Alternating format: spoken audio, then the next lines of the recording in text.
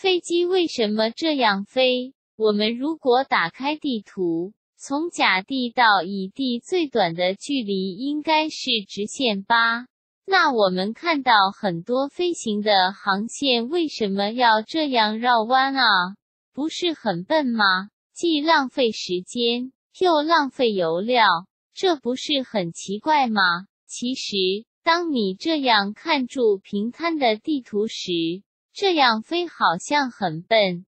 如果你看的不是地图，而是地球仪的时候，你会发现这样飞才是省时省油的方法，因为地球并不是平的，而是圆球形的。我们如果假设地球是个完美的球形，你就可以发现，球面上两点间最短的距离一定在大圆周上。而什么是大圆周呢？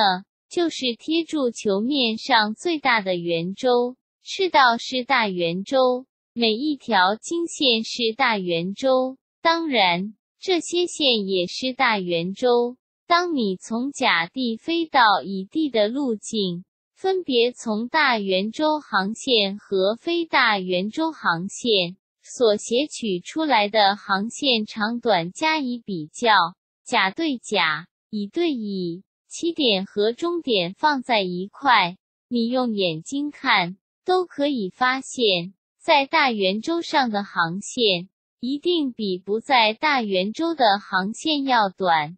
这就解释了，飞机为什么要这样飞，而不那样飞的原因了。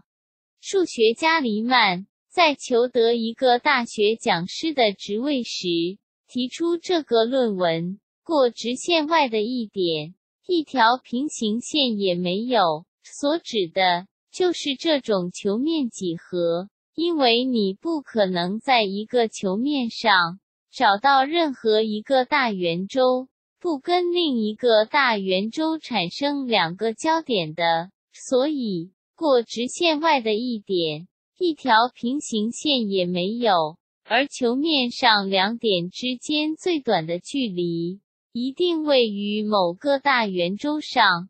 这种球面几何跟以后爱因斯坦提出解释时空的广义相对论可是有着密不可分的关系的。